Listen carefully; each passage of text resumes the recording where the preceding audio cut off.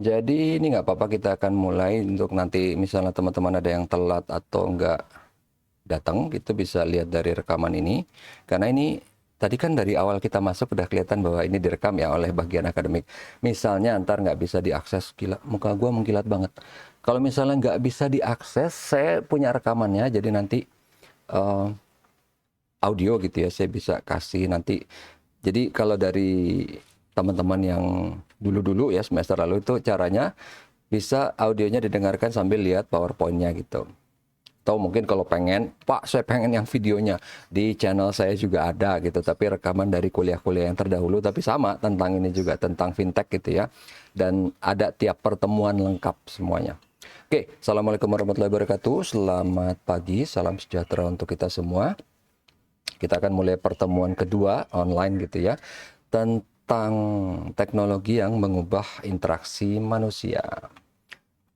Nah, di pelajaran sebelumnya kita sudah membicarakan mengenai penggunaan teknologi dalam dunia perbankan sejak dulu hingga sekarang. Ada teknologi yang belum diadopsi, ada yang sudah diadopsi itu kan kayak ATM, mobile banking, kemudian apa payment gateway segala macam.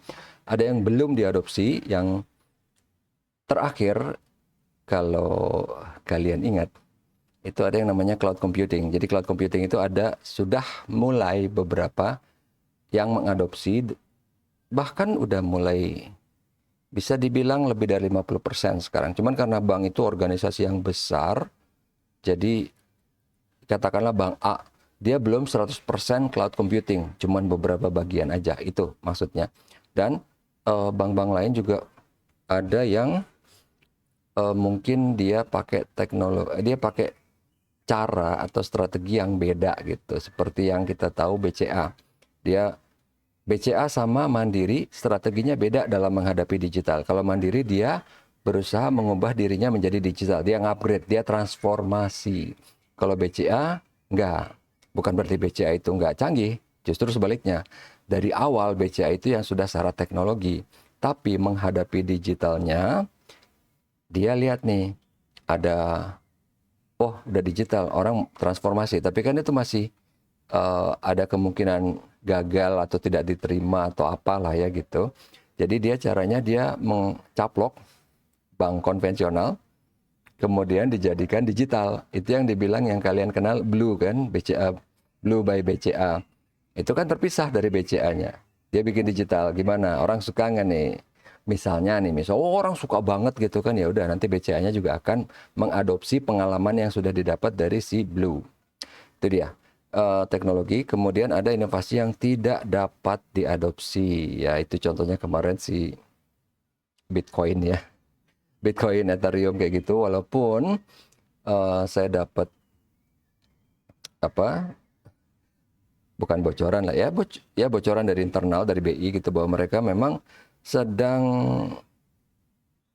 sangat mempertimbangkan untuk mengadopsi approaching-nya big data, walaupun itu masih panjang karena bukan masalah teknologi, teknologi mah cemen gitu. Teknologi sesusah apapun itu terukur, yang nggak bisa diukur itu manusia. Jadi yang saya bilang sekarang itu masalahnya bukan di teknologi, di culture gitu loh. Jadi ini buat kalian misalnya nih ya, yang muda-muda gitu kan, simpelnya gini aja. Kalian bisa mengadopsi teknologi. Udah pakai TikTok gitu kan. Kira-kira menurut kalian, misalnya nih ada boomer disuruh pakai TikTok, mengadopsi TikTok, kira-kira gampang nggak? Ini bukan masalah intelektual kan, bukan masalah duit. Banyak banget duitnya boomer ya nggak? Nah, masalahnya apa? Culture kan. Kasarnya, ini kalau boomer dipaksa, ditaruh pestol sininya, pakai nggak lo TikTok? Pakai dia. Cuman kalau sukarela suruh pakai, gitu kan. Itu dia maksudnya. Oke, nah kemudian kita masuk ke kuliah hari ini. Jadi pertama, ini ada 3 fase disrupsi yang sudah kita alami. Jadi yaitu pertama, penggunaan internet yang semakin marak. Jadi mungkin kita tahunya sekarang ya kita always on. Zaman dulu nggak kayak gitu. Zaman dulu internet tuh lambat banget. Lambat banget. Jadi lambat bangetnya itu sampai kita cuman lewat teks. Kalau kalian tahu di handphone kalian ada yang namanya SMS. Dulu internet cuma kayak gitu. Kalaupun ada gambar tuh cuma satu logo perusahaan di kanan atas. That's it. Karena untuk ngedownload gambar itu aja perlu 2 menit, men. Come on, 2 menit. Jadi nggak mungkin perusahaan segila itu kayak sekarang nampilin gambar banyak-banyak, gambar animasi, GIF segala macam gitu, nggak ada kayak gitu. Dulu gambar cuma logo, itu pun kalau dia pakai karena super lambat. Jadi misalnya kalian, wah gila parah banget dulu ya. Enggak, kalian sekarang pun bisa dibilang parah banget bagi orang tahun 3000 ya enggak. Tahun 3000 ngeliat, gila dulu 2025 kasihan banget ya. Gila internet cuman berapa? 30 Mbps, cuman 50 Mbps, cuman 100 Mbps gitu kan. Ya itu pada zamannya semua itu pas-pas aja gitu. Kemudian kemunculan device yang pintar seperti smartphone ya, itu kita juga udah bahas kemarin. Oh ya, sama satu lagi eh untuk masalah tugas. Oh iya, tugas dulu mungkin ya, kita sambil nunggu. Ini udah berapa? Masih tuh 2, 3, 4, 5. Nambah satu. Oke. Sabtu 7.30 berarti kita fintech. Jadi alah, kenapa nggak kebuka sih fintechnya? Sebentar, ini dia. Ini terlalu banyak hal-hal yang tidak perlu. Jadi di tugas kalian itu, saya lihat dulu sesi pembelajaran berarti yang pertama.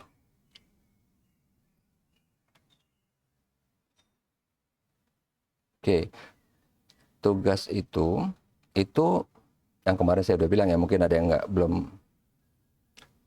nggak masuk. Tapi kalau yang kemarin pertemuan pertama nggak masuk, kayaknya sekarang juga mungkin nggak. Tapi mudah-mudahan bisa mendengar, karena tugas dan kuis itu pengaruh, karena itu diperhitungkan ke nilai akhir gitu ya. Jadi jangan misalnya, kaget gitu, karena perhitungannya saya sudah kasih lihat dari awal. Dan kemudian misalnya gitu ada tugas. Nah, ini ada misalnya nih, kan kita ngomongin masalah waktu itu teknologi perbankan. Apa yang kita pakai gitu kan. Karena di sini ada ATM, PayPal, Google Pay, Apple Pay, Shopee Pay, GoPay, mobil point of sales itu ya, EDC ya. EDC ya. Ini kalau kalian yang udah kerja pasti tahu.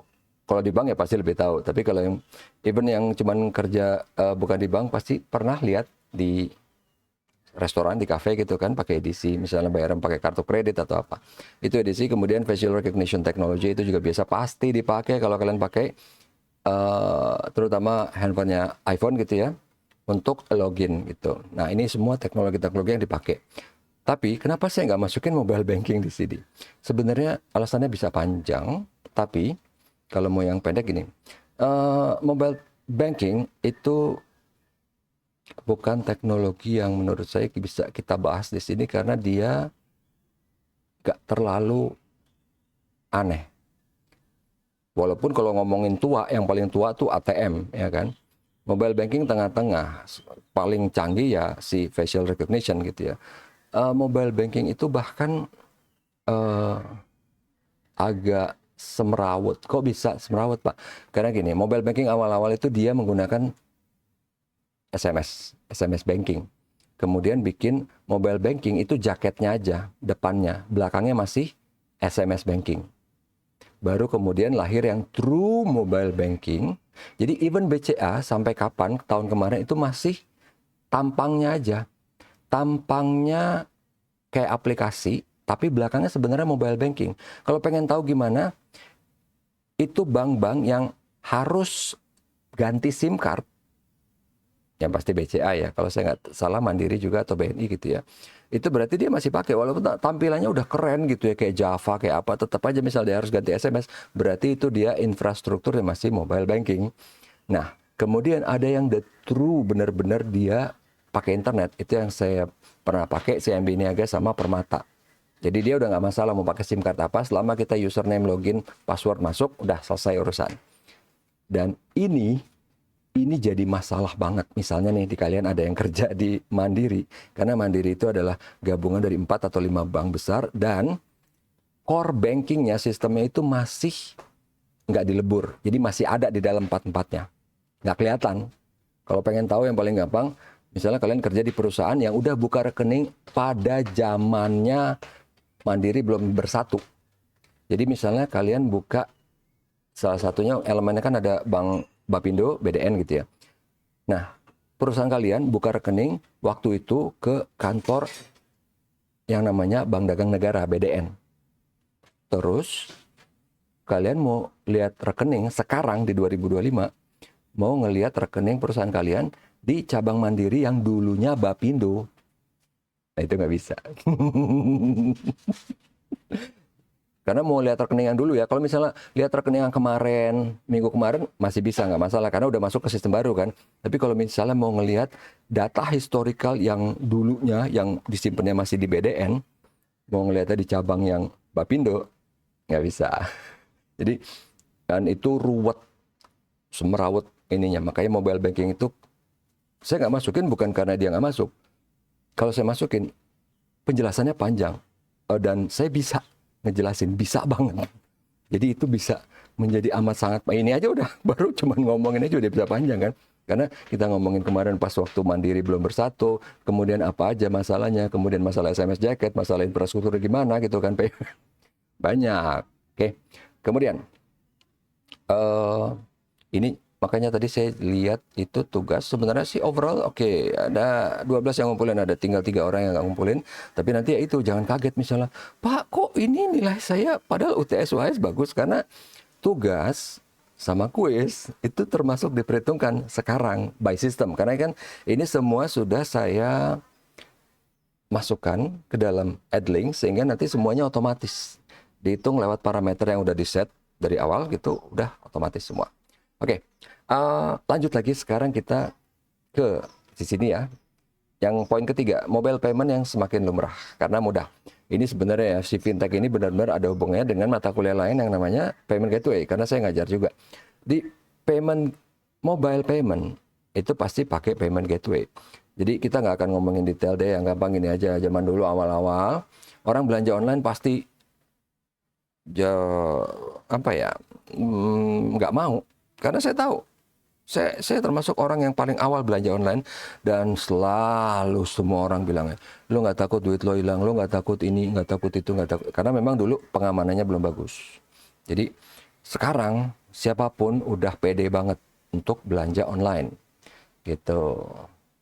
Oke, siapa chat nih? Oh, sambil kerja. Oke, nggak masalah, ya nggak apa-apa. Karena memang ya kalau gitulah kalau orang kantoran kan. Karena saya juga dulu ngambil S2 aja sambil kerja gitu kan. Jadi Pak, dan saya agak-agak lebih, iya lebih menantang lah. Karena saya kerja proyeknya waktu itu lagi di Bandung, sementara kuliahnya di Jakarta. Jadi bolak-balik tuh tiap Sabtu. Jadi Jumat malam dari Bandung ke sini. Atau kadang-kadang Sabtu pagi dari Cipaganti atau apa, naik travel udah langsung ke IBS. Dulu belum ada online tuh. Langsung masih garet-garet koper. Datang telat. Permisi Pak, kamu ngapain? Baru datang Pak dari Bandung. Ya gitulah. Terus habis itu ntar udah minggu balik lagi ke Bandung. Itu berlangsung selama bertahun-tahun. Ya ngambil S2 berapa tahun sih? 2 tahun lah. Oke, gitu. Cuman emang that's fun. Ya karena emang nggak bisa dihindarin, mau gimana gitu kan. Aduh Pak capek sambil kerja. Ya terus mau gimana? Ya memang. Karena kita nggak bisa ngapa-ngapain ya di-enjoy aja. Karena toh kita sedih, kita sebel, kita marah nggak berubah. Kecuali kalau bisa berubah gitu nggak apa-apa. Karena nggak bisa berubah ya sudah, kita enjoy aja. Oke, lanjut. Nah sekarang itu yang tadi saya maksud bahwa welcome to the digital world. Semua udah connect ke internet. Game, konsol connect ke internet, jam, smartwatch connect ke internet. Even kamera, kalau dulu kan enggak, sekarang udah pakai wifi, hotspot, segala macam. Itu bahkan banyak, terutama yang Sony yang saya tahu, benar-benar udah connect ke internet dalam arti sebenarnya, tapi dia pakai wifi ya. Dia nyari ada koneksi internet atau enggak, begitu ada, dia udah bisa langsung upload ke Instagram, yang saya tahu pasti Instagram sih, ke Facebook saya nggak tahu. Instagram itu pasti, saya nggak tahu kalau TikTok juga ya apa enggak, tapi mungkin enggak ya, karena Amerika kan sebel sama TikTok ya. Jadi si kamera Sony yang saya tahu pasti dia bisa langsung directly dari kamera upload ke Instagram. Ke handphone ya pastilah, tablet juga, notebook come on gitu kan. Komputer ya Pak, emang orang udah enggak gini, kalau orang itu maksudnya, tahu nggak? Karena di otak kita semua itu running udah fondasinya internet. Contohnya gampang ini, nggak usah berusaha dimengerti kalimatnya. Kalian lagi di rumah, internet mati, coba kayak apa rasanya? Nah, itu dia. Kalau zaman dulu tahun 80-an mau ada internet mau nggak bodo amat gitu kan. Ada internet yang nggak terlalu dipakai, nggak ada internet ya tetap orang main kartu kayak main karambol, main badminton gitu kan.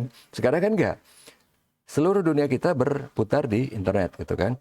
Jadi pas internet mati, semua orang pasti menderita. Ya ada yang doyan game nggak bisa main game online, ada yang mungkin doyan browsing reel nggak bisa ngeliat Instagram, ada yang nggak bisa main TikTok, nggak bisa ngupload, nggak bisa lihat video, whatever gitu kan. Ada yang kalau kayak saya suka ya nonton YouTube gitu kan, nggak bisa gitu. Itu yang dimaksud di sini, yang gambaran paling kanan ini, bahwa orang sendiri juga memang pikirannya akan ke sana. Walaupun belum sampai ada chip di otaknya ya, bisa wifi gitu ya, belum. Mungkin nanti. Lanjut. Nah, hal yang dilakuin internet apa aja sih? Banyak. Yang tadi ya, dari yang biasa sampai yang profesional ya. Ya, mungkin kan kita sering dulu zamannya waktu kuliah kan, main internet mulu, apa sih, ada apa sih di internet? Main ini, main game, main apa gitu kan. Tapi sekarang enggak. Saya belanja online internet, belanja mingguan, bulanan internet. Beli handphone, beli notebook internet. Beli sepatu internet, beli celana internet, beli meja internet, beli monitor 3 biji internet, beli TV gede 40 internet semua. Itu kan. Kulkas, yes, internet. AC 2 internet. Internet semua. Bayar tagihan, PLN, IndiHome semua internet gitu kan. Semua gitu. Either kita email ya, profesional nggak usah dibilang ya. Email, WhatsApp, grup, semua internet gitu kan. Itu yang kita lakuin di internet. Jadi kita nggak salah, jangan merasa bersalah kalau aduh iya ya kayaknya gue gimana banget gitu. Jadi kalau internet mati gue pusing. Ya come on man, lu nggak bakal bisa kerja kalau nggak ada internet. Ya apalagi kalau ntar, karena kan beberapa kantor banyak yang menerapkan tetap ada work from home ya, WFH ya. Jadi terutama kayak di kantor adik ipar saya tuh di Ajinomoto, dalam seminggu kerja 5 hari, itu ada 1 atau 2 harinya WFH. Dikasih pilihan, bukan wajib. Kalau mau boleh gitu. Dan itu bagus kan, mengurangi kemacetan gitu. Nggak harus datang juga gitu kan. Ya kayak gini aja gitu kan. Sebenarnya kayak orang bego aja gitu. Kita harus datang jauh-jauh, buang-buang bensin, buang-buang apalah gitu kan. Buang-buang waktu aparat di jalan untuk ngatur kita segala macam. Bisa aja online, nggak masalah. Kalaupun misalnya ada orang bilang, Pak, nggak efektif, nyanyi. Oh, come on, man. 2 tahun kita di COVID itu semua kita dipaksa online. Bisa, nggak masalah gitu kan. Itu aja. Oke, lanjut. Nah, kemudian ini yang menarik. Ini yang menarik. Teknologi akan melahirkan transparansi. Dan apa tuh Pak maksudnya? Gampang. Kalian pasti pernah dengar, ingat, oh jejak digital, jejak digital. Kalau zaman dulu orang bisa bacot gitu kan. Enggak, saya nggak pernah ngomong itu. Saya nggak pernah saya nggak pernah ini gitu kan. Sekarang nggak bisa. Saya nggak pernah ngomong ini. Ya kita nggak usah bantah. Ini orang gila kan nggak usah diladenin. Nggak usah bantah, langsung aja. Nih, langsung screenshot. Nih dulu omongan lo ini di videonya. Atau mungkin screenshot apanya. Udah selesai kan. Dan it's fun gitu. Enak gitu kan. Karena ngapain gitu menghadapi ngadepin orang bodoh gitu kan. Daripada kita bilang, enggak, kan debat kusir. Iya, enggak, nggak usah. Ini dia bilang nggak pernah, udah kasih screenshotnya, kasih videonya, selesai. Dan itu menyenangkan sekali. Nah, kemudian ini, tadi kan di slide sebelumnya kita bilang teknologi melahirkan transparansi. Zaman dulu, itu suffer, kita menderita banget. Kita jadi bulan-bulanan tukang tipu. Karena kalau zaman dulu nih, dia berhasil nipu si A. Si B nggak tahu kan trik apa yang dilakukan penipu untuk menipu si A. Jadi abis nipu si A, abis nipu si A, penipu ini dengan bebasnya bisa nipu si B. Sekarang nggak. Kalau sekarang kan udah ada di internet. Oh, cara nipunya gini, hati-hati ya. Ngomongnya gini. Jadi pas si A ketipu, si B udah bisa langsung dapat info dari internet kan. Entah dari video WhatsApp, dari grup, ya kan. Mungkin dari Twitter, dari X gitu kan. Ya enggak? Dulu kan bisa. Ini kejadiannya. Ini pertama. Apa tuh? Perpetual Motion Engine. Apaan tuh Pak? Tenang aja. Ini masih berlaku sampai sekarang, masih ada. Ini kan jadul ya. Jadi zaman dulu ada orang bilang gini, saya berhasil menemukan barang, jadi kayak motor yang bisa bekerja sendiri, dia bisa memberikan energi ke dirinya sendiri. Jadi nggak perlu baterai, nggak perlu bensin, nggak perlu api, nggak perlu air, nggak perlu apa-apa. Perpetual motion engine. Jadi ini heboh zaman dulu. Ya ini bagi kita sekarang kelihatannya culun ya. Zaman dulu kelihatannya mesin super canggih nih kan. Ya come on gitu, tahun 1000-an, 1400 ngeliat ini kan, oh gila nih, ke alien nih. Udah kan, lihat muter-muter gitu. Ini bisa muter sendiri nih, bisa muter sendiri nih. Jadi pas begitu dia minta dana dong ke pemerintah dong, kan ujung-ujungnya gitu kan, minta dana ke pemerintah. Oke. Pemerintah ngeliat dong. Untungnya pemerintahnya rada pintar nih di Amerika, dia ngecek. Sebelum saya ngasih duit berapa puluh ribu dolar, zaman dulu gede loh, berapa puluh ribu dolar. Saya mau cek dulu. Oke, dia bener kan, jalan kan. Tiba-tiba dia lihat ada tali dong di bawahnya. Ternyata itu ada orang dari jauh sana, dia narik-narik gitu talinya sehingga bisa muter gitu ininya. Sehingga bisa muter. Nih apa sih? Kenapa ada orang WhatsApp? Allah, teman gua. Oke. Apa tadi? Jadi ada tali itu, ada orang narik dari jauh gitu, ketahuan, ya kan? Udah, ini yang pertama. Kemudian yang kedua, nah ini yang saya paling benci banget. Ini paling menjijikan. Ini Piltdown Man. Apa itu Piltdown Man? Jadi, ini dulu ini orang barat itu emang culasnya minta ampun. Jadi, kan dulu orang barat tuh pengen mengemukakan teori bahwa manusia dari monyet gitu kan. Terus mana buktinya? Ini manusia sendiri, monyet sendiri. Ini ada satu orang nih, si berdebah di tengah ini. Jadi dia dengan sengaja ngambil setengah tengkorak monyet sama setengah tengkorak orang disatuin. Dia bilang, ini dia nih, ini dia missing link-nya. Itu, oke. Jadi kalau, dan sebenarnya ini nggak ada yang aneh itu ya. Ini kalau kita lihat di sini, Piltdown Man, apa? Ada ini lengkap ini ya sejarahnya semuanya apanya. Ini hoax ya, ini sejarahnya semua apanya lengkap. Kalau mau ngeliat sendiri bisa silakan. Tapi ini yang saya benci banget karena zaman dulu kan, kalau kalian tanya ke bapak, kakek itu, zaman dulu amat sangat saklek bahwa benar kita dari monyet. Ini buktinya gitu. Ini gara-gara si orang ini nih. Jadi dari kita dari monyet sehingga apa? Dan ini cukup lama karena dulu belum ada internet ya. Sampai puluhan tahun, 67 tahun kalau saya nggak salah, baru ketangkep. Sayangnya orangnya udah mati gitu ya. Sayang banget. Nah, kalau nggak kan bisa digebukin gitu kan. Apa niatnya sih? Dia aja kalau mau yang jadi monyet gitu kan. Kenapa semua orang disuruh berasal dari monyet? Dia aja gitu kan. Piltdown Man. Kemudian yang berikutnya. Nah, ini Cardiff Giant. Ini juga penipuan yang dilakukan orang. Walaupun ceritanya panjang kenapa dia ngelakuin ini. Tapi bukan itu masalahnya. Masalahnya ini, orang, dia bikin patung raksasa. Kemudian dia, ini kiri kanan beda ya. Dua orang kaya yang berbeda. Dua orang kaya yang berbeda, dia bikin. Pertama yang bikin satu dulu. Si orang kaya bikin, udah bikin patung, dikubur. Pokoknya dibikin seolah-olah kayak orang. Kemudian pas digali, karena kan zaman dulu, orang tuh kayaknya masih amat sangat hormat gitu ya sama orang kaya gitu. Jadi begitu ada dia nggak ngomong apa-apa. Orang kayanya bilang, bener nih orang nih. Wow, yang lain kan tuh sampai pegang-pegang dada gitu kan. Nggak tahu sih zaman dulu apaan sih. Pegang-pegang dada gitu. Wow, orang nih gitu kan. Nah, si orang kaya yang satu, udah nih, masuk berita dong. Ini orang kaya satu lagi, rese, cemburu, dia gila. Masa sih kita sama-sama kaya tapi dia punya sesuatu yang lebih gitu kan, publisitas dalam hal ini kan. Orang yang kaya satu nggak mau kalah, dia bikin juga. Jadi dua orang ini nipu gitu loh, dan tertipu gitu kita kan. Ini keywordnya kalau untuk yang ini gampang. Itu makanya enaknya kalau kita online ya. Kalau kita online saya bisa langsung kasih tunjuk ke kalian di sini. Itu adalah Cardiff Giant. Ini dia.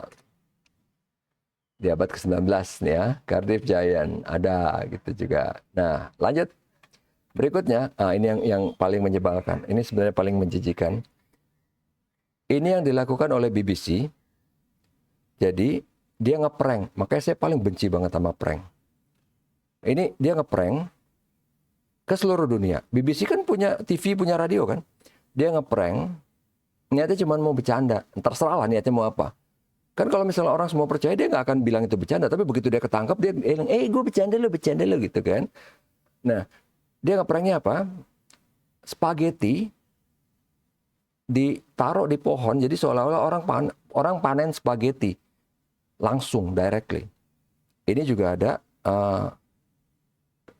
keywordnya, saya lupa videonya apa, tapi saya yakin ada, karena emang saya ngambil gambarnya juga dari video gitu kan.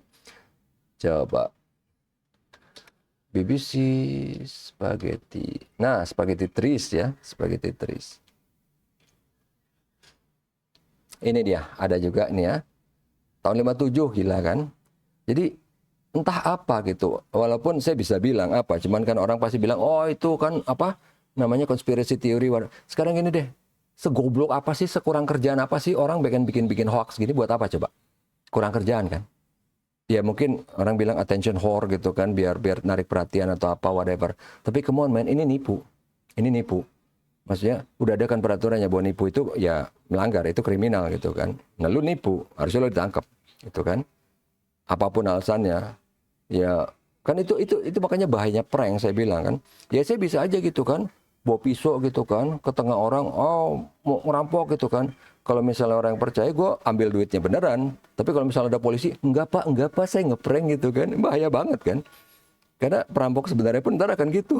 Semua nanti kan, semua penjahat perang apa, enggak pak saya ngeprank itu, alah kampret gitu kan. Nggak bisa gitu. Itu cuman kayak bisa-bisanya orang aja gitu kan. Mau itu apa kayak triknya penjahat untuk menghindar gitu kalau misalnya pas sudah ketangkep gitu loh. Ini berisik banget sih WhatsApp gua. Tar lo. Loh? Tar. Apa sih ini? Ada masalah. Allah. Oke, lanjut. Nah, kemudian berikutnya. Ini sampai sekarang. Kenapa saya bilang sampai sekarang? Sampai sekarang UFO. Sampai akhirnya UFO diganti gitu kan namanya. Jadi UAP kan, Unidentified Aerial Planes atau whatever apa. Jadi terserah mau ada mau enggak masalah. Tapi foto ini hoax. Foto ini hoax. Ini bukan UFO bener. Jadi ini pun videonya ada digambarin ya. Si makhluk aneh ini lagi dibedah. Apa di YouTube ada videonya. Itu hoax. Bohongan. Gitu. Ini heboh ini dulu. Nah, untuk melihat, makanya kapasitas orang untuk menipu itu biasa gitu ya. Penjahat emang tugasnya nipu, misalnya emang penjahat tugasnya jahat, ya udahlah. Tapi bahwa orang itu kadang-kadang emang pengen ditipu apa gimana gitu ya. Ini sama ya, ini crop circle. Even sampai sekarang ya. Ini petani, ini kan ladang ya. Ladang ini dilihat dari atas ya. Kok bisa sih dia motongnya bundar sempurna? Oke. Hear me out. Gini. Jadi itunya nggak masalah. Kenapa sih kok dia bisa motong bundar sempurna gitu ya?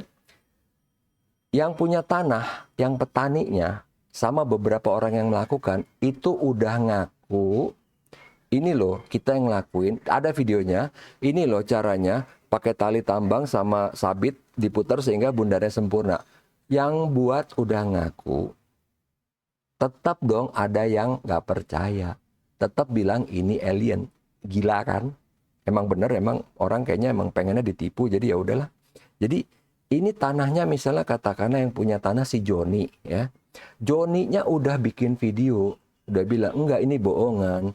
Ini gini loh caranya buat bundar sempurna. Ini yang lakuin saya sama ini loh anak buah saya, ini anak buah saya yang udah bikin videonya. Tetap ada yang nggak percaya. Jadi sekarang saya bisa ngerti sih kenapa emang orang-orang kayak gitu emang wajib ditipu kali ya biar mampus gitu. Udah dikasih tahu nggak percaya gitu. Nah ini sama aja kayak gini. Ini juga yang meng-highlight kapasiti orang itu untuk apa ya, bodohnya itu unlimited gitu. Jadi ini ada foto tentang peri. Lihat ini kan ada makhluk ini cewek-cewek kecil-kecil gini, ini dibilangnya peri. Oke. Karena foto zaman dulu juga belum terlalu canggih ya. Jadi ini Hitam putih ya nggak kelihatan. Kalau mungkin kalau dia warna pasti kelihatan banget kan. Karena warna kulit manusia akan sangat berbeda gitu kan dengan warna kulit cat yang dicat misalnya di kayu atau misalnya dicat di polipropilen atau misalnya dicat di polikarbonat atau apa, plastik, ABS, whatever, pasti akan beda. Gitu. Tapi karena hitam putih masih bisa. Masalahnya, oke lah, ini orang yang ngeprank jahat memang. Tapi yang gilanya itu bukan itu. Ini ada lagi yang kayak gini, sama kurang lebih sama kayak yang tadi yang ini ya, masalah peri gitu. Ini alien tapi dia niat gitu, dia bikin dalam bentuk fisik bonekanya. Kalau tadi cuma fotonya ini, dan di kedua hal ini pelakunya udah ngaku, udah bilang nggak ini bohongan. Oke, udah dong selesai. Tapi enggak. Foto yang ini masih dijual, dilelang dan laku berapa puluh ribu dolar gitu. Dan dibilangnya bukan cuma ordinary photos, tapi dianggapnya ini foto peri.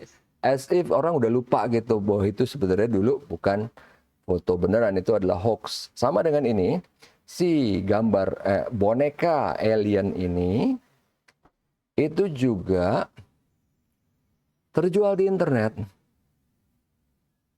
sebesar 280 pound. Udah dibilang ini April, dari judulnya aja kan, April Fool Fairy, sold on internet, kejual 280 pound. Jadi emang orang itu kadang-kadang emang minta ditipu gitu kan. Emang kayaknya doyan, pengen ditipu gitu. Jadi ya dari sini kita lihat gitu kan, bahwa memang oh ya wajar lah hoax itu banyak. Karena kadang-kadang orang kayak saya sebel aja gitu kan. Gila ya. Udah dikasih tahu kayak gini, enggak, udahlah kita hajar aja, kita kasih sekaligus yang aneh gitu dia. Nah yang tadi ingat ini apa nih Pak, penipuan Blue Energy apa nih Blue Energy, lihat balik ke sini, tara, ingat Perpetual Motion Engine. Nah itu muncul lagi di zaman eranya Presiden SBY, namanya Blue Energy. Kemudian apa nih? Ya ini sebenarnya ceritanya panjang. Nggak usah lah, kita nggak usah malu-maluin presiden yang dulu. Intinya apa? Ini ada orang, ya namanya juga penipu gitu ya. Pak, kita bisa nemukan energi yang, makanya dibilangnya blue. Harusnya green ya. Ah, whatever. Blue energi, pokoknya ini bisa, oh, Indonesia bisa jadi nomor 1 di dunia, bla bla bla bla bla gitu kan. Hebat sekali gitu kan. Mana? Akhirnya nggak ada. Karena simpelnya gini deh. Kalau emang ada yang super hebat, bukan berarti harus orang barat yang nemuin atau harus kita yang nemuin, enggak. Minimal kita pernah dengar teorinya. Somewhere, somehow. Nggak harus di barat. Filipina, Meksiko, whatever gitu loh. Dunia ini luas. Internet itu juga ada. Harus, jangan tiba-tiba, ya gimana ya. Misalnya gue bilang gitu, gue berhasil menemukan mobil berbahan bakar kentut gitu kan. Nggak pernah ada teorinya, nggak pernah ada risetnya, nggak pernah ada tesisnya, nggak pernah ada whatever. Jangan ada yang percaya gitu loh. Maksudnya, oh kan bisa aja.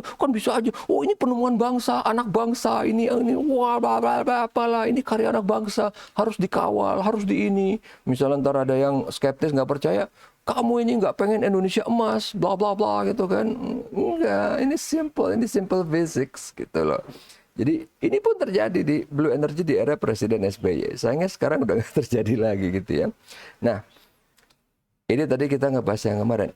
Jangan kira kalau yang tertipu itu yang pendidikannya rendah, yang kayak tadi, ini buktinya, come on man, presiden ketipu kok, staf presiden ketipu, serendah apa pendidikannya? Ya nggak tahu sih, debatable, tapi nggak mungkin dong. Staff nggak mungkin bego dong, ya kan? Tetap bisa ketipu. Dan saya mengalamin first hand, teman saya yang ITB, ini tahu nggak? Yang di kanan nih ya, yang di kanan, ini adalah sama kayak yang di kiri, Perpetual Motion Engine, tapi dibikin lebih canggih, kelihatannya lebih keren gitu ya. Ini kan Iron Man ya, di dadanya Iron Man itu ya ada reaktor nuklir. Jadi intinya sama, intinya ada mesin yang nggak perlu baterai, nggak perlu bensin, dia bisa mendanai dirinya sendiri, bisa memberikan energi ke dirinya sendiri. Gini, kalau mesin mobil, dia bisa gerakkan, ada mesinnya di depan, ada motornya kan, tapi perlu bensin kan? Atau kalau misalnya HP kalian bisa ngapa-ngapain tapi perlu baterai kan? Baterai bisa habis, harus dicas. Kalau ini enggak, dia ada baterai tapi dia ngecasnya dari energi yang dihasilkan oleh mesinnya sendiri. Jadi nggak perlu sama sekali baterai bensin, nggak perlu. Itu aja, konsep itu aja menyalahi hukum fisika. Menyalahi hukum fisika apa? Kekekalan energi. Ini waktu rame di internet ngomongin beginian, itu ada, come on man, gue bukan orang pintar gitu ya. Ini yang orang anak ITB percaya gitu. Gila apa? Hukum fisika yang pertama, hukum kekekalan energi, itu nggak boleh dibantah, nggak bisa dibantah. Mau lo sepintar apapun nggak bisa dibantah. Dan itu ini ada risetnya dari, saya lupa, Berkeley atau siapa, California. Memang universitas terkenal. Tapi saya percaya dengan otak saya gitu, dengan hukum fisika itu. Mau itu Einstein ada 3.000 orang, Einsteinnya bikin paper, tetap aja hukum fisika itu tetap berlaku. Mau itu ada Einstein sama Hawkins, kolaborasi sama siapa lah semua itu. Hukum kekekalan tetap berlaku, titik gitu kan. Dan yang lucunya apa? Riset paper itu dikasih. Terus saya baca, ternyata tahu nggak? Ini terserah dia niatnya ngeprank apa nggak. Ini dia bilang apa? Konsep. Udah ada belum kenyataannya? Nggak ada, belum ada. Cuman attention whore aja gitu. Cuman pengen perhatian apa gimana gitu ya. Tapi itu dia nggak bilang di depan tulisan konsepnya, di tengah-tengah. Harus baca dulu sampai habis. Dia tahu kebanyakan orang nggak bakal baca kan. Pas saya baca, alah ini cuman konsep. Even bukan workable concept, cuman proof of concept. Bedain ya. Kalau di research itu, workable concept itu kayak contoh gini. Handphone kita pakai baterai 5.000 mAh, 4.000, 3.000, kalau Apple masih 3.000 gitu ya. Entah kenapa sampai sekarang. Nah, workable concept, handphone bisa nih pakein baterai 10.000 mAh kayak power bank bisa, udah ada malahan sekarang, bisa, 20 pun bisa. Ya ntar handphonenya beratnya sekilo, bisa, tapi bisa tetap ya enggak. Gitu aja, workable concept, bukan proof of concept. Proof of concept itu misalnya, ini handphone gue pengen bikin pakai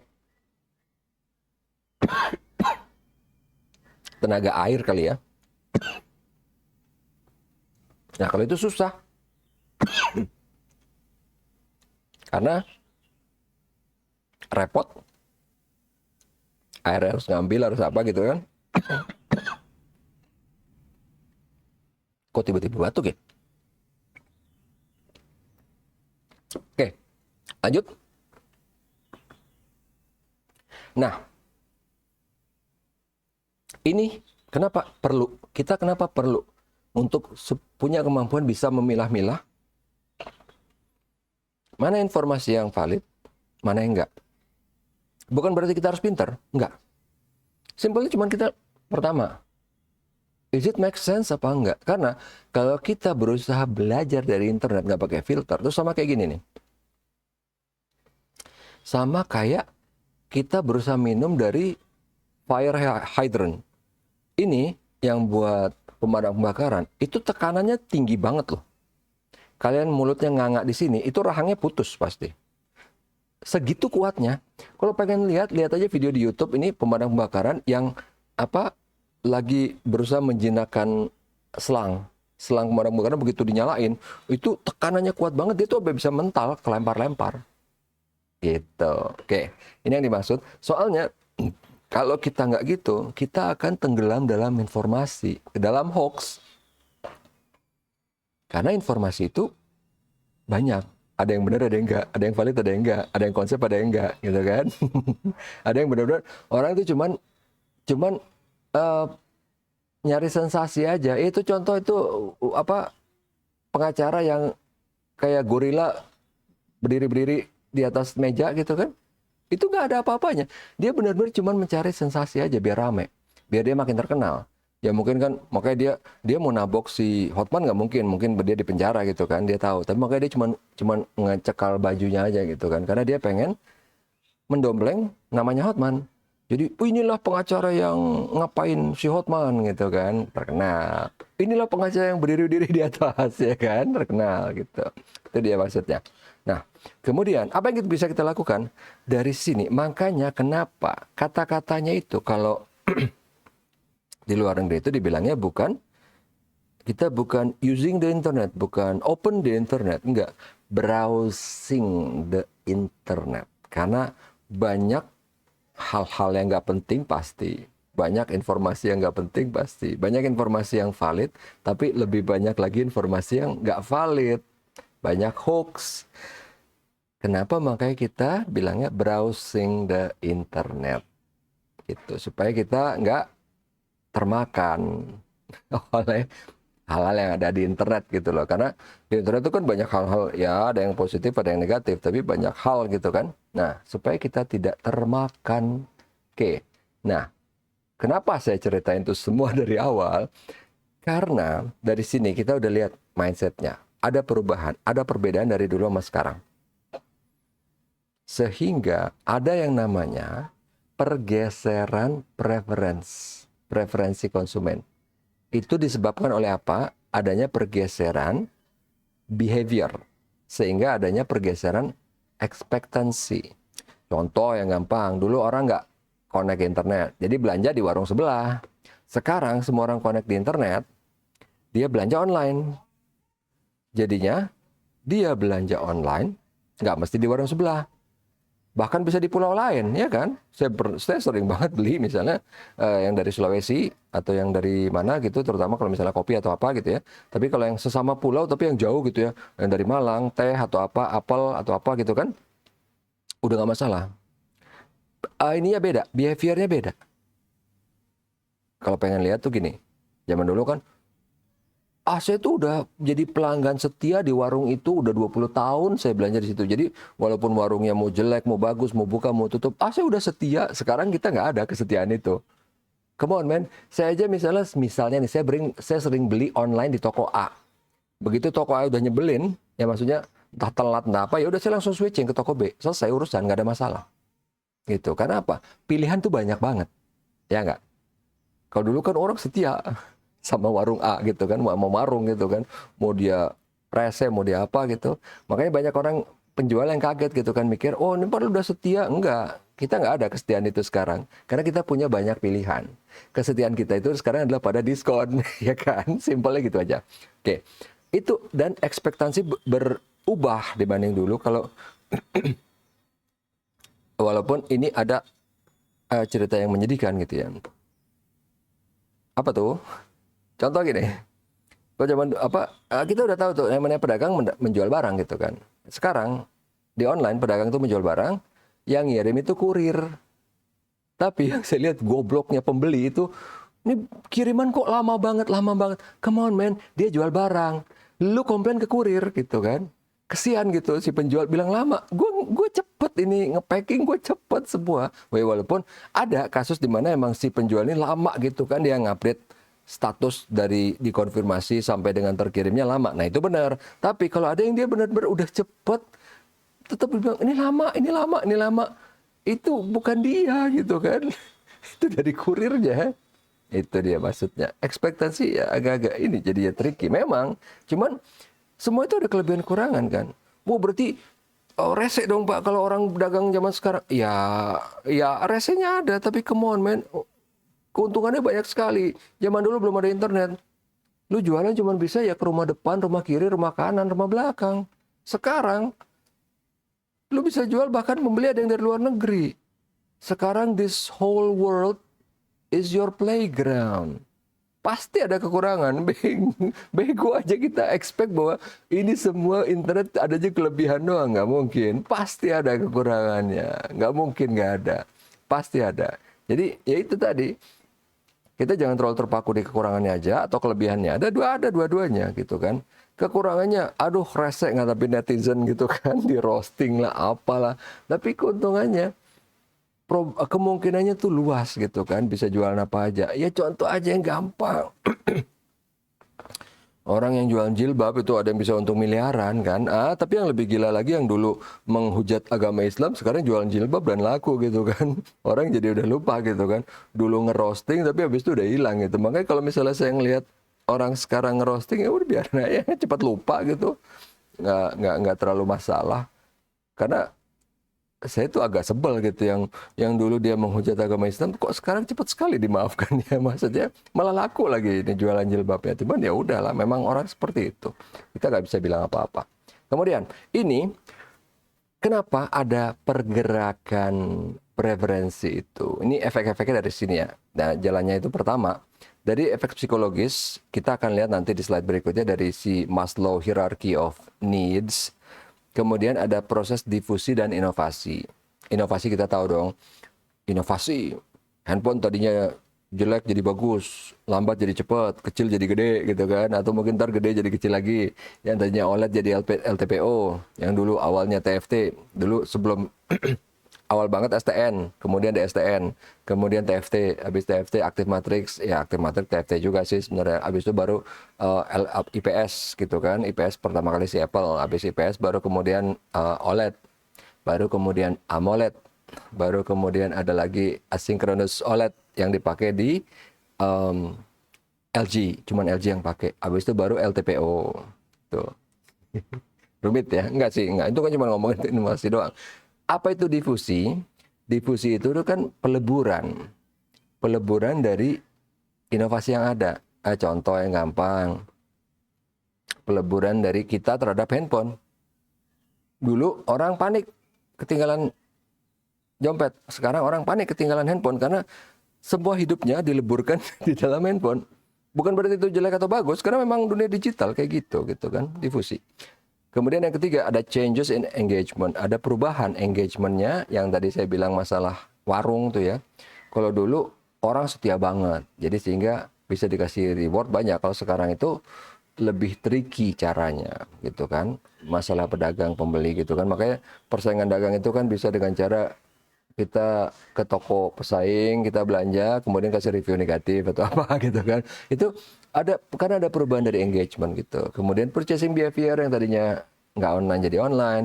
Kemudian yang online itu tadinya cuma beli, tapi sekarang malah beli kalau lihat, oh si influencer beli apa ikut. Tapi habis itu ada lagi yang sekarang beli kalau misalnya pas ngelihat dari reelsnya atau dari saya sekarang di TikTok udah ada gitu yang jualan-jualan gitu ya, atau mungkin di Tokopedia juga ada, Instagram juga ada. Jadi ini loh sering lihat kan, karena saya ngeliat tuh dari istri saya gitu kan, ini ada videonya nih. Jadi kayak orang nawarin di pasar beneran. Ayo Cian, ini mumpung lagi live ya, lagi live ini berapa gitu, diskonnya berapa persen. Ini tinggal satu nih, ngabisin aja nih kak, ngabisin aja nih, apalah gitu kan. Ini loh, pokoknya diskonnya gila-gilaan, diskonnya 50%, diskonnya 75%, ya heboh lah gitu ya. Pokoknya orang nggak ngeliat angka, cuman gila diskon, padahal sebenarnya harganya sama aja gitu kan. Walaupun seringnya sih enggak, seringnya karena emang dia ngejar ininya, tapi tetap orangnya tetap dapat untung kok gitu. Purchasing behavior itu beda. Apa yang sekarang gitu ya, dia mengkombinasikan zaman dulu orang jualan di lapangan, caranya sama, tapi sekarang mediumnya beda. Mediumnya lewat TikTok, mediumnya lewat Instagram, mediumnya lewat Tokopedia, Shopee. Shopee udah ada belum ya yang live? Kayaknya ada juga kok. Harusnya ada sih, gila banget kalau nggak ada. Saya soalnya bukan pemakai Shopee, saya pakai Tokopedia. Harusnya sih ada, nggak mungkin nggak. Oke, nah tadi ini Maslow hierarchy of needs yang perlu kita lihat di sini. Cuman ini apa tuh? Motivasi. Jadi di sini nih, yang sebelah kiri nih kita lihat ya. Ini kan ini biasa nih, hierarchy of Maslow ini biasa nih, self actualization, esteem, love belonging, safety needs, physiological needs, ini biasa. Nah, di sini yang paling atas, jadi yang kalau yang lain itu semua begitu sudah terpenuhi selesai. Yang bawah nih ya, kayak kita kan udah dapat pacar, udahlah nggak mau nambah, udah dapat istri suami satu, nggak dua tiga empat gitu kan, udah selesai. Kita misalnya udah dapat tadinya kita dikejar-kejar orang, dikejar polisi misalnya gitu ya, Tapi ternyata kasusnya udah selesai gitu kan. Udah, tadinya kita pengen safety, sekarang udah safe. Kita nggak pengen nambah save-nya. Biasa aja gitu loh. Mau nambah-nambah, nggak mau nambah-nambah pakai bodyguard. Faktanya nanti nambah pakai bodyguard bukan gara-gara safety-ness, lebih kepada karena influencer, karena dia selebritis atau apa itu, pengen pamer gitu kan. Itu ntar terjadinya di atas nih, di paling atas. Self-actualization. Jadi, ini kalau orang udah dapat, semakin banyak dia semakin pengen. Ya itu makanya kenapa ada yang namanya attention whore gitu ya. Jadi dia udah dapat perhatian, dia pengen lebih. Dia udah dapat nih misalnya subscriber kalau di YouTube gitu ya, udah dapat 10.000, tetap pengen lebih 100.000. 100.000 pengen lebih 1 juta. 1 juta tetap pengen lebih. Come on man, lihat itu yang subscribernya misalnya udah kita bayangin kan subscriber 1 juta udah dapat duit banyak itu. Tapi enggak dong, ini yang subscriber 5 juta, 10 juta, 40 juta atau kayak Mr. Beast deh. Makin gila dia kan ngasih sayembara $1 juta, berapa juta gitu. Terus dan akhirnya jadi narcissistic behavior kan. Jadi narsisnya super. Karena lihat deh, historical aja. Itu yang di internet itu yang semua tadinya tadinya influencer jadi narsis akut sehingga akhirnya orang sebel. Banyak itu udah banyak kejadian. Nah, sama akhirnya jadi ya itu yang paling gampang yang terakhir Nas Daily gitu kan. Super narsis banget gitu kan. Jadi terlepas dari masalah political affiliation, kita nggak bakal bahas lah. Dia cuma lihat, ini orang udah salah, tetap nggak mau ngaku gitu kan. Jijik banget sih gitu kan. Narsis banget gitu. Akhirnya ditinggalin. Karena tadinya kecil, jadi gede gitu, jadi banyak kan ininya si subscribernya. Udah, cuman karena dia makin serakah, akhirnya ya orang juga lama-lama ngeliat, narsisnya udah ampun-ampunan. Dulu mungkin awal-awal ya udah sih biarin sih, ya udah sih nyinyi gitu kan, nggak apa-apa kan dia orang kaya. Misalnya ada yang ngomong, narsis, biarin aja, emang lo kaya enggak kan, udah diam gitu kan. Cuman lama-lama akhirnya semua orang enak gitu kan, mau muntah gitu, narsisnya ampun-ampunan gitu. Itu dia maksudnya. Kemudian di sini ya wajar sih, kan orang pasti kita tahu semua ada positif ada negatifnya. Kemudian kalau di internet positifnya apa? Banyak banget. Kemudian berkomunikasi. Jadi dulu awal-awal ada Facebook tuh kan, bisa punya ketemu teman lama, teman SMA, teman SMP, teman SD, teman TK. Come on man, ya teman TK. Saya belum ngalamin sih ya kalau yang teman TK ya. Tapi kalau yang SD udah ada grupnya sendiri, SMP, SMA ada grupnya, grup WA ada gitu kan. Nah, kemudian berinteraksi ya gara-gara udah ketemu lokasi di mana semua, ya tinggal WA aja kan, pakai grup WA. Interaksi gampang banget. Malah akhirnya jadi terlalu gampang. Jadinya ya udah ketemu teman SD, tadinya udah senang gitu kan. Ujung-ujungnya nawarin apa. Atau enggak tiap detik, tiap menit WA yang gak jelas gitu kan. Entah WA apa, yang entah itu hoax, entah itu apalah. Political affiliation yang beda, udahlah. Nah, kemudahan mendapatkan berita terkini. Ini bagus gitu kan. Asal jangan kita kemakan sama hoax. Gitu. Nah, efek negatifnya ini ada yang paling besar. Paling besar itu apa? Kecanduan. Masa sih Pak bisa? Oh bisa. Dan ada risetnya. Jadi kecanduan tuh gini. Ini saya pakai bahasa yang simpel aja. Kalau kalian, nih contohnya. Nih. Ini handphone kan? Ini handphone. Taruh di atas meja. Terus, ini kalian nggak lagi ngapa-ngapain, kalian nggak ada kepentingan apa-apa, kalian nggak mikir, belum bayar PLN, belum bayar telepon, enggak. Tiba-tiba, refleks aja ngambil handphone, buka, tapi nggak tahu mau ngapain. Nggak ada yang dilihat. Akhirnya nggak jelas, ngeliat Reels lah, ngeliat TikTok lah atau apa. Nah itu udah kecanduan. Simple kan? Gitu aja. Karena udah kan orang terakhir, enggak sih, nggak tahu ya kenapa ya, gue refleks aja gitu karena udah kebiasaan ya, itu kecanduan namanya. Jadi itu kecanduan, begitu ngeliat, karena nggak pas begitu ngambil HP nggak tahu ngapain. Nah, karena memang banyak orang kayak gitu. Dan apa, yang bisa saya berikan saran di sini cuma satu. This is just a tool. This is not your life. This is a tools. Saya sangat berat make internet, make ini karena buat bayar-bayar, buat apa. Tapi udah, begitu nggak make, udah nggak pakai, taruh. Nggak ada keinginan untuk buka lagi kayak tadi gitu ada WhatsApp kan, tangtung sekali, penting nggak, ya udah, habis itu dia mau banyak lagi, ya udah mau gimana gitu kan, lagi ngajar, nah udah selesai gitu. Jadi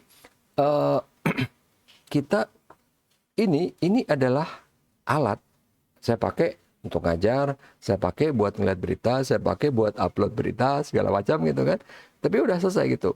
Kalau misalnya aku pengen tahu si anu, ya udah gitu, nggak usah apa. Misalnya kepo, ya boleh aja. Kita juga nggak terlalu serius kok orangnya kan mau kepo. Tapi kalau misalnya diingat-ingat gitu, misalnya sampai kita sering lagi gini biasa terus ngambil HP dan nggak tahu mau ngapain, nah lu kecanduan. Simple itu aja. Karena nggak tahu, berarti udah bener-bener addict gitu. Karena kan beda. Gini deh, kalian lihat yang ya let's say kayak project manager atau apa yang benar-benar dia misalnya projectnya ada di mana, sementara orang-orangnya ada dari berbagai negara, itu harus pakai handphone, nggak bisa enggak. Itu bisa dia tiap detik melihat handphone, tapi dia bukan kecanduan. Karena apa? Ya dia lagi ada deadline, dia lagi ngerjain apa, dan tiap detik dia ngangkat handphone itu kelihatan dia mau ngapain. Dia buka email, dia mau, dia WhatsApp sini mana, ininya udah belum, udah diupload belum, ininya udah belum apa. Itu loh. Jadi mungkin dia tiap detik beneran, tapi dia nggak kecanduan. Tapi misalnya ini ada yang cuma tiap 5 menit angkat handphone, tapi nggak tahu mau ngapain, itu kecanduan. Walaupun yang tadi tiap detik, tapi dia benar-benar menganggap ini adalah tools. That's just tools. Udah gitu loh. Karena kan, waduh gue nggak bisa nih kalau nggak ngelihat nggak ngelihat ini, nggak ya nggak. Karena kan saya mah orangnya kepo juga, tapi nggak usah sampai, aduh gue nggak bisa nih kalau nggak ngelihat Instagram, nggak bisa ngelihat X, nggak bisa ngelihat apa, ya enggak lah, bisa aja gitu kan, tinggal lihat yang lain, tinggal bikin apa, jangan membiarkan diri kita diperbudak gitu, itu maksudnya. Karena di sini ini baru ngomongin yang pertama loh, kecanduan, belum ngomongin yang berikutnya, kita belum ngomongin krisis identitas. Jadi ini saya ambil yang ekstrim dulu. Apa tuh? Ini kejadiannya menyedihkan sih. Film Spider-Man yang pertama ya. Tobey Maguire, bukan yang bukan yang berikutnya. Karena kan bikin 3 kan. Yang pertama banget. Itu ada 1 atau 2 anak di Inggris yang mati. Karena dia lompat dari balkon. Dia pikir dia bisa kayak Spider-Man. Matilah. Udah mau gimana. Dan itu yang saya bilang, orang barat itu karena memang mental penipu. Jadi dia kalau bikin film benar-benar pengen dibikin se-real mungkin. Sehingga orang mikirnya, bisa nih. Karena akhirnya tahu nggak, lihat apa yang super paling goblok yang saya lihat di internet itu apa? Kita tahu nih ada yang namanya Batman ya, Bruce Wayne, which is itu fantasi kan, itu nggak ada kan, Batman, Bruce Wayne.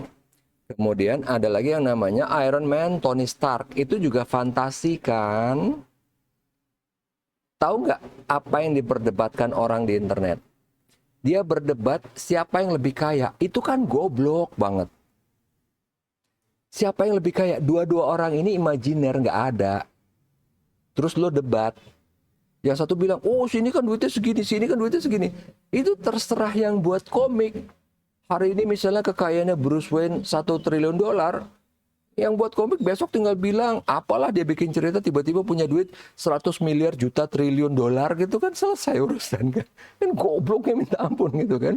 Dia debat siapa yang lebih kaya antara Bruce Wayne sama Tony Stark gitu. Jadi krisis identitas bukan cuma, aduh saya nggak tahu saya siapa. Enggak, dia tuh nggak bisa bedain mana yang nyata, mana yang enggak gitu loh. Bruce Wayne, Tony Stark, Batman, Iron Man itu nggak nyata, tapi didebatin gitu. Begonya unlimited gitu loh. Buat apa? Nah, itu yang akhirnya tadi sampai kepada yang tadi teman saya yang anak ITB tetap percaya bahwa ini yang di dadanya Tony Stark itu mungkin gitu loh. Itu maksudnya. Jadi krisis identitas itu pelakunya bukan cuma anak kecil, bukan cuma orang bodoh, bukan cuma orang SD, enggak, SMP, SMA, kuliah sama semua itu. Karena apa? Kita melihat handphone itu bukan sebagai tools. Internet itu bukan sebagai medium. Kita ngeliat itu sebagai culture. Kayak wow, apalah itu. Akhirnya adalah namanya FOMO, apa segala macam gitu kan.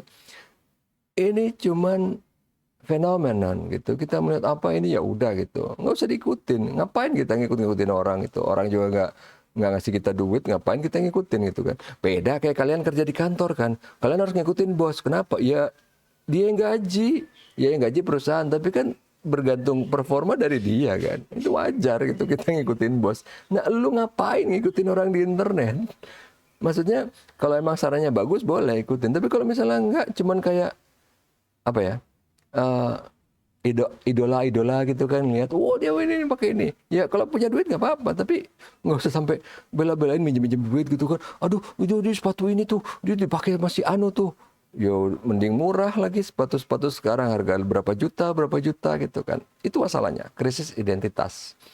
Ini semua nyambung ke bawah gitu ya. Karena kecanduan dia bisa ada krisis identitas. Begitu ada krisis identitas, dia jadi antisosial sama depresi. Kenapa? Karena dia kehilangan pegangan antara yang maya dan yang nyata. Antara dunia sebenarnya sama yang enggak. Dia, apa tuh yang jatuh? Ntar lu. Oh baut, ya udahlah nggak apa-apa. Jadi dia kehilangan pegangan antara mana yang nyata, mana yang enggak. Dia jadi depresi, wajar. Kok bisa Pak, gara-gara itu doang? Ya iyalah. Simpelnya, kalian berdiri di atas jurang, tapi posisi kalian nggak aman. Kadang gerak kiri, kadang gerak kanan. Belum jatuh nih, ya belum jatuh. Gerak kiri, gerak kanan. Terus-terusan kayak gitu, kalian pasti stres. Karena tadinya mikir, aduh mau jatuh, tapi enggak, udah. Aduh mau jatuh, tapi enggak, udah. Terus kayak gitu kan pasti stres. Karena apa? Kita nggak bisa bedain mana yang nyata, mana yang enggak gitu kan.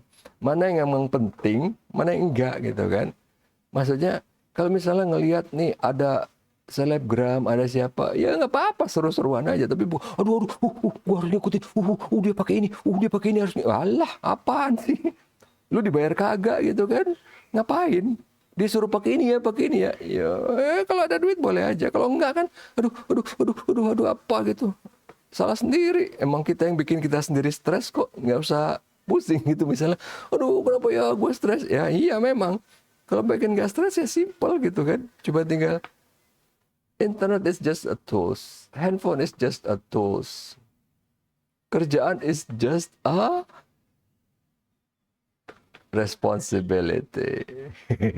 Karena saya juga ngalamin dulu bahwa gila, saya kerja itu benar-benar dianggap sebagai life, dianggap sebagai hidup. Jadi nggak punya kehidupan lain di luar kerjaan, benar-benar kerja. Ya bisa dibilang almost 24 jam kerja.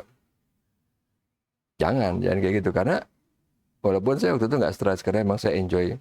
Cuman kan ya nggak sehat. Tinggal tunggu waktu lah itu. Pasti akan stres. Kenapa? Nggak punya kehidupan, nggak punya teman, nggak bisa ketawa ke TV, nggak bisa ngapa-ngapain gitu kan. Jadinya antisosial. Karena antisosial jadi depresi. Karena udah depresi, otak udah nggak bener nih. Otak udah nggak bener. Semua informasi ditelan. Melihat di internet, ada ini. Kan di internet berita macam-macam dong. Nih, simpelnya gini aja nih. Ini karena, tenang aja, ini kan, baru jam segini. Ini kita end show nggak? Nggak usah deh, kita langsung lihat aja gini nih. Ini simple nih. Ini landing page YouTube saya. Kita buka ini deh, kita refresh. Curut. Oke, dah. Ini, kalau kita baca nih semua, semua gitu, nggak ada kerjaan banget gitu ya, itu pasti stres langsung kan. Karena beritanya ada yang bagus, ada yang jelek, ada yang bagus, ada yang jelek, wajar gitu kan. Oh, apa nih, Fadel Bajideh siapa lagi nih, di Borgol, iya loh. Tom Lembong protes, iya loh. Ini apa lagi nih, bodyguard sebut rela potong leher, apa sih ya.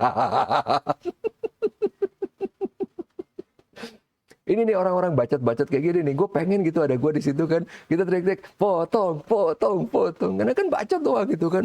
Saya rela potong leher, saya rela potong jari. Dulu juga banyak kan berdebah-berdebah kayak gitu kan, cuman bacot doang gede gitu kan. Saya rela potong leher, oh potong duluan, potong sini, sini, nih Pak pisaunya Pak, mau dibantuin apa enggak nih? Yang bacot-bacot kayak gini nih kan, apalagi nih. Prabowo SBY biasalah ini protokoler ya. Anissa Pohan, kenapa nih? Datangi rumah duka. Ya iyalah, pasti ada yang meninggal. Siapa ya? Oh itu yang kemarin naik motor kali ya? Ya biasalah, naik motor ngebut, kepental sampai 100 meter, mau gimana? Bahkan nggak dijelasin pakai helm apa enggak. Kemungkinan besar nggak pakai. Ya udah, makan tuh pencarian, mau gimana gitu kan? Lo naik motor belaga, ngebut, nggak pakai helm, mati. Terus yang salah siapa? Yang kasihan kan yang tabrak mobilnya, mobil pickupnya. Dia cuma lagi mau belok, yang tiba-tiba sekarang harus stres gitu kan. Bego yang mati ini kan.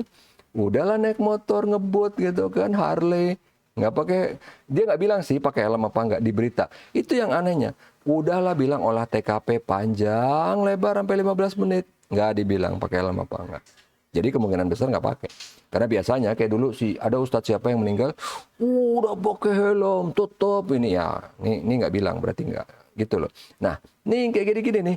Coba dibacain terus sampai bawah gitu kan. Wah, pastilah stres. Tinggal kita lihat aja mana nih yang pengen baca, mana yang seru, mana yang asik. Karena nggak semua, misalnya contoh kayak saya deh gitu. Nggak mesti semua yang saya pengen lihat berita yang bagus. Nggak, kadang pengen lihat berita yang hancur gitu kan.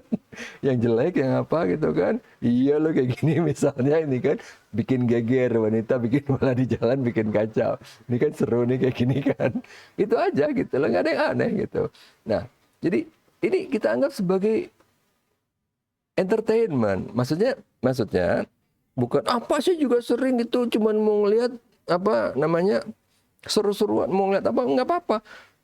Selama kalau misalnya besok nih, aduh, gue pengen nggak sabar nih pengen lihat misalnya lagi kerja nih ya, lagi kerja, gue nggak sabar nih pengen lihat TikTok. Nah itu udah kecanduan men.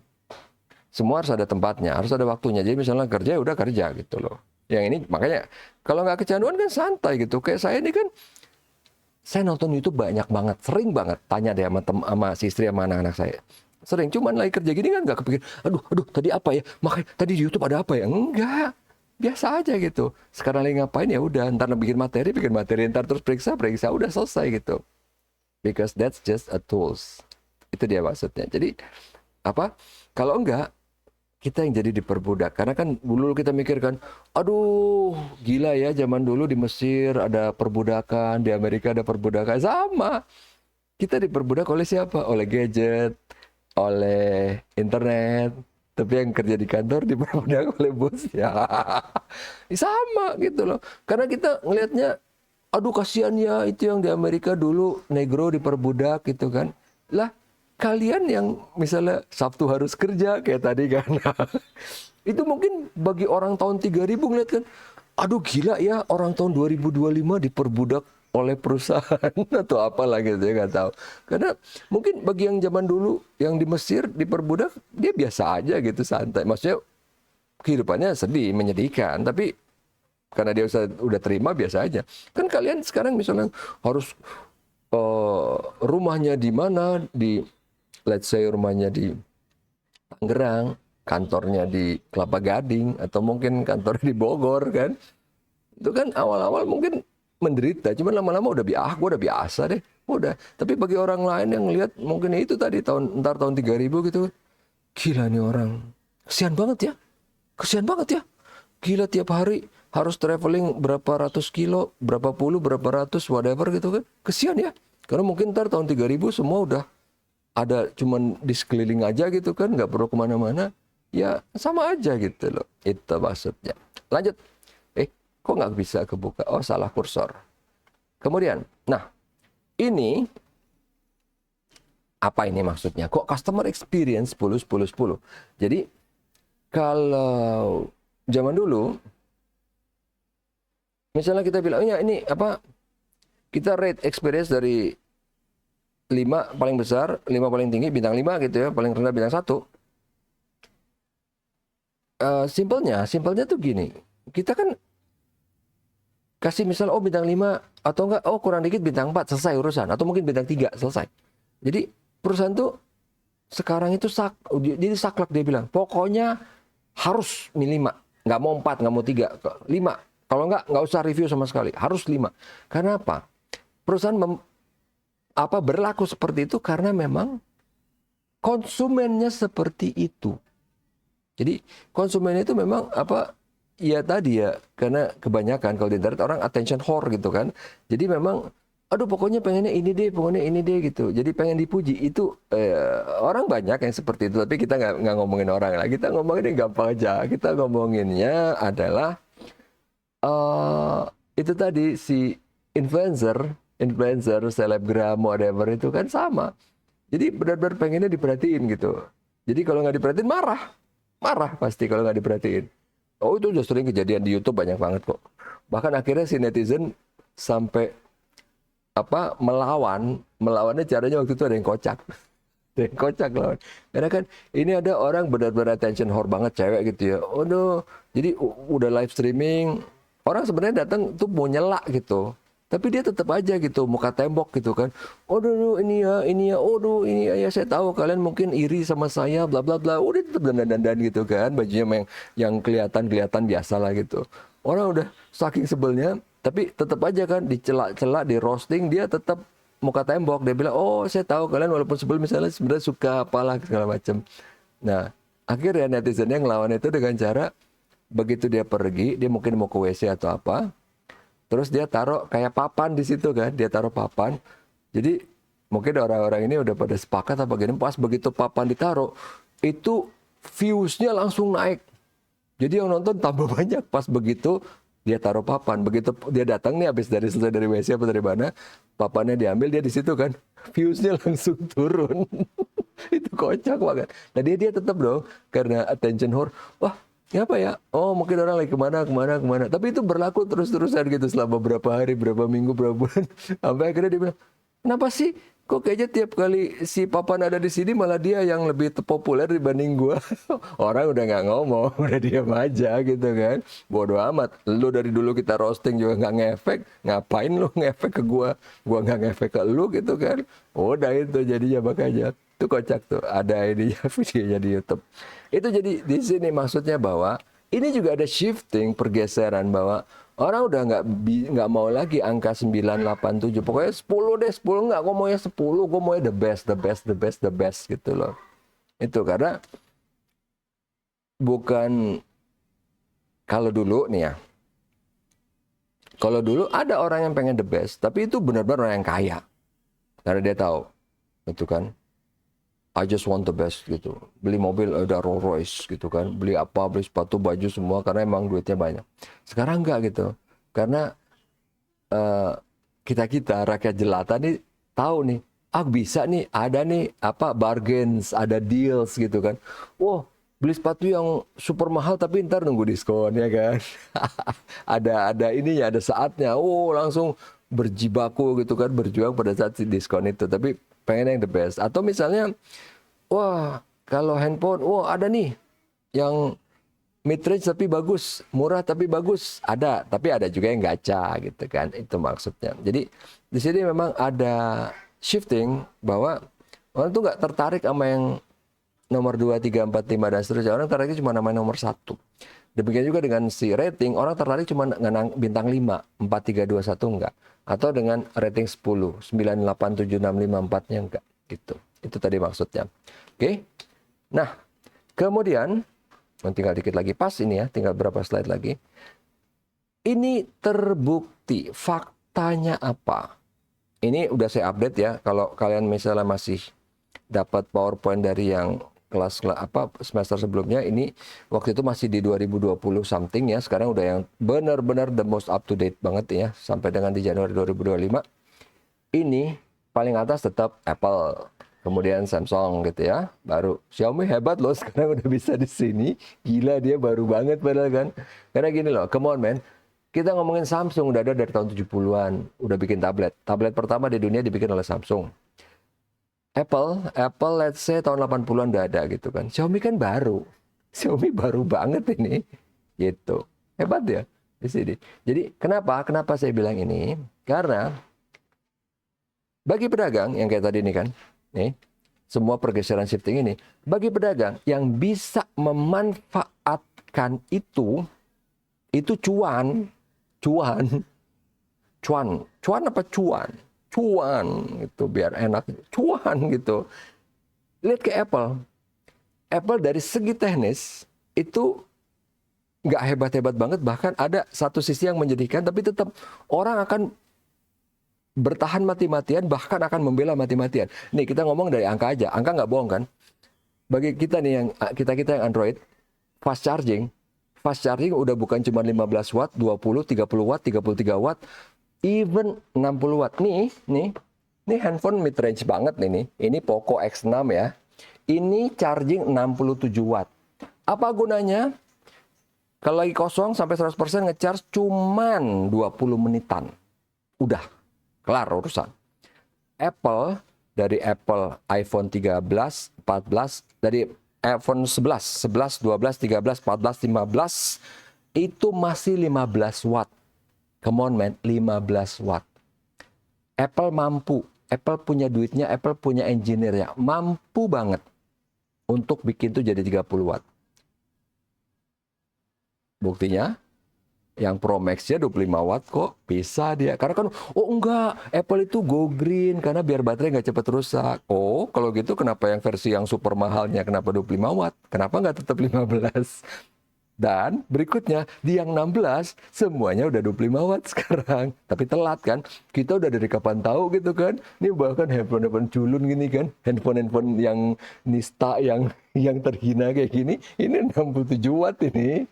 Dan cepet, dan saya juga benar-benar pas ini lihat kan, wah asik nih misalnya, dan lagi karena dia irit banget gitu kan, misalnya 20% saya masih pede ke kampus, nggak masalah, ngeliat apa masih nggak masalah gitu kan. Kalaupun misalnya nih cuman punya waktu 10 menit, udah pede ngecas aja 10 menit, udah itu lumayan bisa keisi 40-50% gitu. Dan itu tapi tetap faktanya Apple nomor 1 kan, lihat kan nih di grafik ini Apple nomor 1.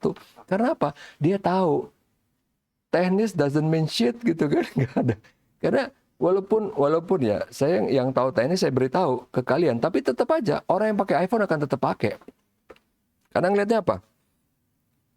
Yang lainnya, kalau yang teknisnya nggak masalah, misalnya kan kalau emang desain bagus oke. Kemampuan bagus oke. Security bagus oke gitu kan. Tapi misalnya yang kayak apa ya, lebih ke masalah emosional ya. Sini contoh yang paling klasik yang saya selalu bilang kemana-mana, kameranya bagus, iya memang lu fotografer enggak kan? Maksudnya kamera dia terbagus, misalnya bagus banget gitu. Tapi yang lain ada yang biasa yang bagus juga, teman. Enggak maunya iPhone gitu. Karena kamera iPhone misalnya emang bagus, sudah levelnya udah level untuk fotografer gitu. Maksudnya kan lu nggak perlu gitu. Ya misalnya nih ya, ada Xiaomi, Poco kameranya bagus, ya udah kita suka gitu kan. Tapi kalau misalnya untuk iPhone yang harus ngeluarin duit 20 juta, si Apple jeniusnya, pinternya itu kan bisa bilang gini, lu perlu ini kamera, walaupun yang pakai fotografer enggak lu masa nggak malu sih ntar pas kirim foto di Instagram jelek, lu nggak malu, nggak malu gitu kan, digitu-gituin kan, akhirnya belilah. Walaupun 20 juta, nggak apa-apa, itu worth it, 18 juta, 15 juta worth it gitu kan. Itu jeniusnya Apple. Dan sekarang dia kan bilang, saya go green, saya nggak kasih charger. Nggak kasih charger, itu diikutin juga oleh Samsung. Karena apa? Dia masih 15 watt. Itu dua tujuannya. Kenapa dia tetap 15 watt? Kenapa dia nggak kasih charger? Supaya kalian beli. Dan belinya nggak satu. Karena dia cuma 15 watt kan. Baterainya pun cuma 3000 mAh by the way. Jadinya supaya kalian tetap deg-degan terus, panik terus. Mau 50% kalian tetap panik. Karena apa? Ngecasnya lama. Jadinya apa? Pertama, pasti harus punya charger di rumah. Pasti harus punya charger di mobil kalau naik mobil. Saya nggak tahu kalau di motor bisa nggak sih ada charger Apple. Kalau Android banyak ya di motor misalnya. Tapi yang pasti di kampus atau di tempat tujuan, dalam hal ini di kantor, harus ada. Berarti minimal 2 kan? Itu tujuannya Apple. Gitu. Kalau saya ini cuma satu charger, udah. Waktu beli dapat charger dan udah nggak pusing mikir gitu. Kalau ini memang sengaja, karena kita nggak ngomongin wireless charging. Wireless charging itu lebih menyedihkan lagi, karena wireless charging itu jauh lebih lama lagi, lebih lambat lagi. Kita nggak ngomongin wireless charging. Walaupun sebenarnya itu orang kan tetap pengen keren-kerenan kan pakai wireless charging. Wireless charging itu udah boros wattnya. Jadi wireless charging itu misalnya wattnya 30, tapi yang buat ngecas cuma 15. Udah boros, lambat, itu kan. Dan pengaruhnya jelek ke baterai. Karena panas, baterai akan degradasi lebih cepat gitu. Cuman ya tetap aja, di luar-luaran itu orang mikir, enggak, ini keren. Padahal kerugiannya udah berlipat 3, tetap aja enggak, itu bohongan, itu keren. Ini keren kok, ini keren. Akhirnya dipakai. Itu buktinya di sini, di grafik ini. Karena dia jadi nomor 1. Dia nomor 1 bukan karena kehebatan secara teknis, tapi kehebatan untuk bisa selalu mengorek duitnya konsumen gitu loh. Karena kalau cuman produk terbaik, itu dulu udah pernah ada handphone yang namanya HTC yang ditiru oleh si Apple ini ya. Kemudian ada yang namanya Samsung yang sekarang, yang lain atau mungkin OnePlus gitu kan. Udah ada. Jadi sekarang ini udah next level. Jadi udah ngomongin design thinking kalau si Apple-nya. Bukan cuman masalah produk. Dia udah bisa bilang, nih loh, produk kita sebenarnya nggak penting nih ada kamera, ada lidar segala macam, tapi dia bisa meyakinkan konsumen enggak, lo perlu ini, lo perlu gitu kan. Itu pintarnya dia, itu hebatnya dia. Kalau nggak mungkin dia bisa nomor 1. Bedanya jauh lagi sama yang lain. Gitu loh. Oke. Nah, ini contoh yang tadi saya bilang kalau internet lambatnya kayak apa. Zaman dulu tuh masih kayak gini, men. Ini website yang mungkin masih bisa kita akses ya. Jadi if indeed ini makanya gambar itu cuma dikit banget, nggak ada animasi, nggak ada apa, if indeed. Udah. Nah, ini kesimpulannya bahwa teknologi ada efek positif negatif. Revolusi digital itu adalah revolusi teknologi dengan percepatan yang terus bertambah. Bukan kecepatan, percepatan. Jadi kalau dulu orang misalnya tiap setahun ganti handphone, ya ini kita nggak ngomongin teknisnya, kita ngomongin yang efek di kitanya. Setiap tahun ganti handphone. Sekarang orang dipaksa tiap 3 bulan atau tiap 6 bulan ganti handphone. Kok bisa dibilang dipaksa? Coba aja pakai handphone lama. Android itu udah nggak bisa, ya kan? Android OS-nya udah nggak bisa. Paling mentok di Android 8 misalnya handphone saya yang lama nih. Handphone ini masih bagus, masih sempurna, masih kayak baru. Tapi mentok Android 8, lama-lama ntar YouTube udah nggak bisa, lama-lama ntar si WhatsApp udah nggak bisa. Udah dipaksa, gitu harus ganti gitu. Itu dia. Kemudian yang ketiga, hasil dari pergeseran preferensi yang utama itu adalah konsumen menuntut pengalaman dan inspirasi. Jadi bukan cuma technical. Contoh tadi di mana? Di Apple. Jadi orang udah nggak terlalu peduli gitu kan, mau RAM berapa giga, berapa tera, whatever apa itu, bahkan orang nggak terlalu ngeh gitu, tahu apa nggak kan, kamera berapa, nggak, pokoknya bagus, udah selesai gitu kan. Kemudian itu yang ditawarin, itu yang diberikan. Karena padahal di sini ironisnya angka itu yang nggak bohong gitu kan, walaupun angka itu bukan cuma dari megapiksel, angka itu banyak gitu dari yang lain juga. Tapi tetap aja akhirnya yang lebih ditonjolkan bagi perusahaan kayak Apple gitu kan, bukan itunya, oh ini keren, ini anu gitu. Dan itu yang terjadi sekarang, whether kita suka atau enggak, memang seperti itu sekarang. Gitu. Oke. Nah, kemudian ini udah nggak ada, dan terakhir ini jangan lupa untuk mengerjakan kuis, tugas dan kuis, karena itu pengaruh ke nilai akhir. Nah, sebelum selesai ini tadi kan kita mau lihat misalnya nih ya, kalau kalian pengen tahu seberapa menyedihkannya kita kalau mau melihat website zaman dulu, coba masih ada nggak sih if indeed gini tadi ya. Lambat banget apa? Kayaknya sih udah nggak ada ya. Sian banget. Apa keblok? Coba kita lihat. Keblok nggak? Enggak. Ini apa sih? Udah nggak ada sih. Kesian. Udah mati dia. Bener kan? Udah mati. Oke. Itu tadi. Ada pertanyaan? Atau ada yang mau nambahkan? Kalau misalnya nggak ada, ini sebentar ya. Saya stop share dulu. Ini udah selesai sampai sini. Mana ini stop share-nya? Oke. Iya. Kalau misalnya nggak ada, apa? Sampai ketemu lagi nanti di... Kak Yudi, Ya, ya.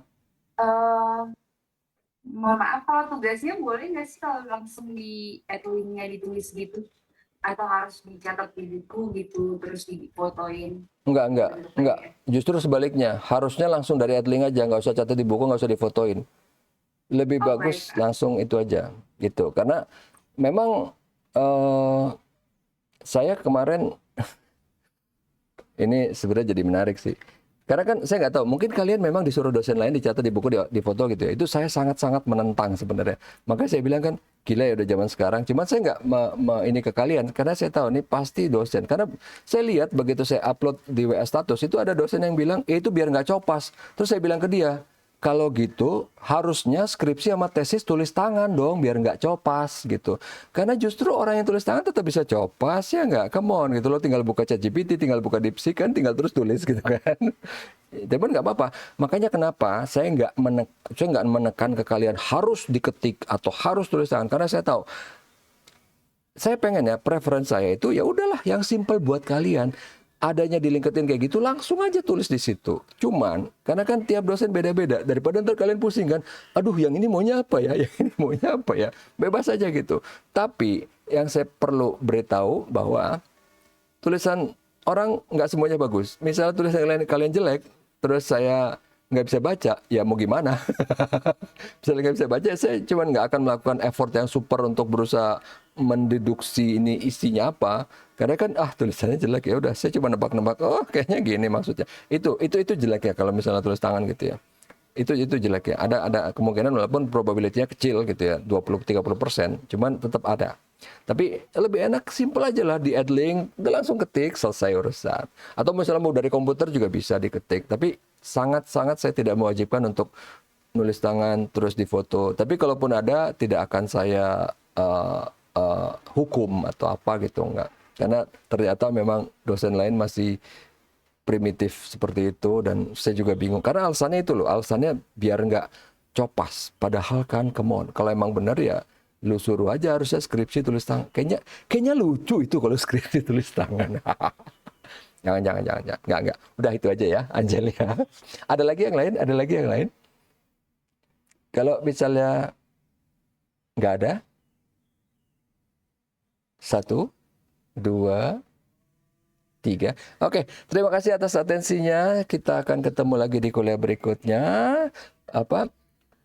Minggu depan, sama masih online ya. Jadi nanti kalian tinggal lihat aja di schedule-nya itu. Nanti offline-nya lagi di pertemuan ke-7. Tapi nggak usah diingat-ingat, tinggal lihat aja lah dari Adlink udah selesai kok. Oke, sampai ketemu di pertemuan berikutnya. Terima kasih atas atensinya. Assalamualaikum warahmatullahi wabarakatuh. Tetap sehat dan tetap semangat. Rasanya, Pak. Sama-sama. Makasih, Pak. Iya, sama-sama. Makasih, Pak. Iya, sama-sama.